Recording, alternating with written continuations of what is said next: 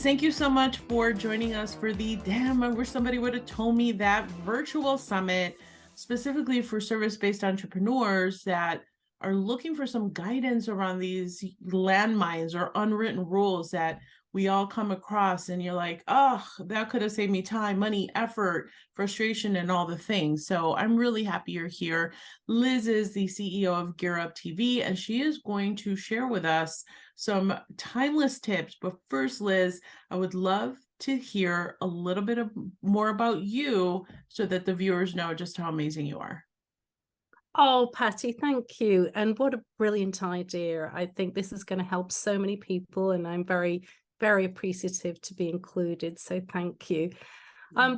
So I head up a video company called GearUp TV, and we primarily serve the business aviation community, and we help them at trade shows and events. And more recently, we're putting out a new offer where we're crowdfunding videos, where we're tackling topics that really matter, not just in the aviation industry, but also the wider global community. So we're looking at staffing shortages and how we need to present ourselves to bring more people in, more talent, or get more people back in, specifically so that we can tackle huge global issues like sustainability, connectivity between remote communities, and really bring in the storytelling aspect, really. I think that's where companies really, that's where my zone of genius lies. That's how I can help.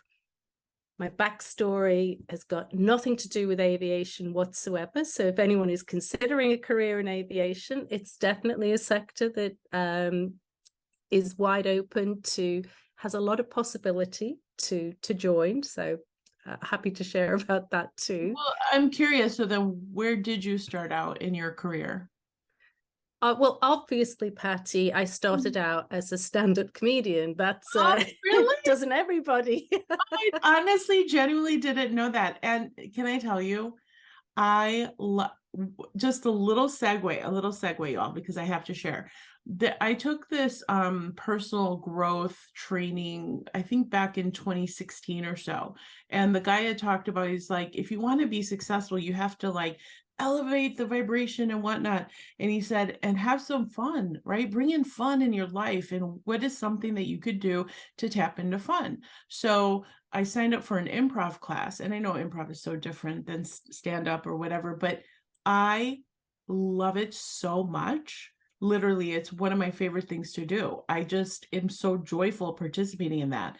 So I'm a big fan of comedy in general, and the writing and the savviness that you have to have to do it. That's so cool that you did that. Oh, it was a lot of fun. And improv, I love improv, and doing, I did some improv groups and we did some improv comedy. I joined some of those groups, and there is nothing like it for thinking on your feet. It is just the energy, and because it's so, I love connecting with an audience. So it's so participatory. The group has to be really great on stage and really connected. And also we all really have to vibe with the audience. So yeah, we had a comedy club. I had a good girlfriend and we said, all right, we're going to be stand-ups. Because at the time in the UK, there was this whole movement, they called it alternative comedy. I'm going back many years. And I just, like when people are young, I was looking at acting and performing of some kind. And the only thing I wanted to do at that time was to get on stage and tell jokes. So. Oh, I love it. Well, I'm assuming that it helps you tremendously, even in your business, for the storytelling aspect of it. That just, there's something about being able to tell a good story that is so genius to help you in your business, for sure. And if you can make people laugh, you win them over emotionally even more. So I am sure that your skill sets are helping you, right? And what you do.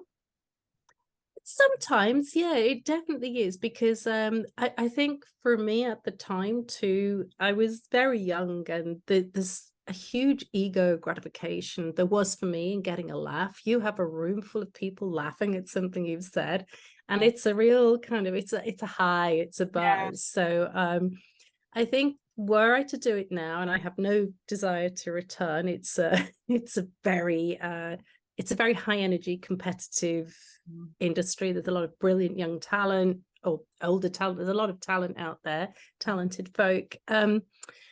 I think I would approach it differently now. I'd have different stories to tell, wider world experience, and yeah, and I'm really psyched to see so many women doing it now. Where at the time, literally, I was one of our TVs. At the time we had 4 TV stations in the UK. This tells you how long ago it was. And there were so few women on the circuit that one of them invited me to go and perform at Edinburgh. And I'll come back to this because this tucks into a question that we have later on in the thing. And I was just absolutely overwhelmed by the enormity of it, because again, it was a great time to be female. Had I had the what can I say? Had I had the confidence and the know-how that I have now, I would have smashed it. And at the time, it was just, I was really not ready for it, I don't think. But it was really, I'm really glad I did it. We had a comedy club and it was a lot of fun. Great experience. So, and out of curiosity, do you think that, because I always wonder, I'm like, okay, where do entrepreneurs struggle the most? Do you think it's confidence? I would say, and you've helped me a lot with this with your coaching, I would say there's a lot to do with mindset, and we have a mentor in common, the wonderful Jim Fortin, and I'd say that a lot of themes and subconscious patterns that I didn't even know. You don't know what you don't know. And so repeating some of the patterns and going into some of those old patterns time and again, and not realizing that I was doing it, and I've seen that in other people. It's easy to see from outside when someone is consistently making a mistake. And I think that, and then I think the other thing that's really key is being coachable. Absolutely. Love it. I couldn't agree more. Okay, so let's transition to the 3 damn wish somebody would have told me that tips in no particular order. What is your tip number 1? Get visible. Get visible, because it really doesn't matter. And I say this to myself, it's still something that I can be challenged with. And you have to say, well, it's really looking at what are the stories I'm telling myself about being visible. Someone might be mean about me and judge me. Well, surprise, surprise. Anything you put out online is going to be judged. Anything that you do anywhere, people are going to be judging you. And it's then what are you making that mean?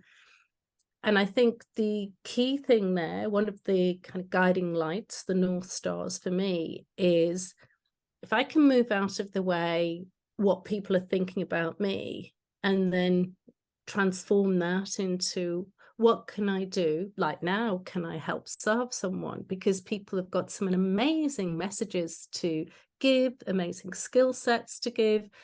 And I'm a firm believer in the more and wider mix of people teaching, coaching, giving their points of view, and having a platform, because there's never been a time as good as now, where every single person who has access to the internet has access to a platform and can have a voice. If you're the kind of person who wants to help others, and even if you don't realize that your skill could just help that one person, if you can get out of the way of what do I look like online, what am I looking like on video, and think, maybe there's one person who can just listen to this and I can make a difference to that person's life. That is key. That's number 1 thing, I think. I love that.